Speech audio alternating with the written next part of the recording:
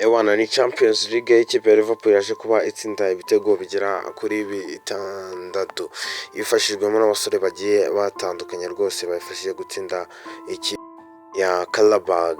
Ibitego byaje kuba bitsindwa na Alex McAllister, Florian Wirtz, Mohamed Salah uheruka gutsinda igitego nawe aza kuba abona igitego, Hugo Ekitike, Alex McAllister nawe aza kubona ikindi cya kabiri ku munota wa 61 yatsinzemo ibitego bigera kuri bibiri. Uwo bise Federico Chiesa nawe yaje kuba abona igitego nyuma y'igihe kinini yamaze nawe adatsinzira ikipe ya Liverpool. Liverpool rero no buryohe yabaye ikatishije tike nta nubwo izakina playoffs kuko yaje ku mwanya wa gatatu muri Champions League n'amanota agera kuri 18. Bayita Liverpool de Cops afana bayo mujye mu byo kabisa, ikipe yanyu kwitwara neza cyane nubwo yamaze igihe yitwara neza mu yindi mikino itandukanye.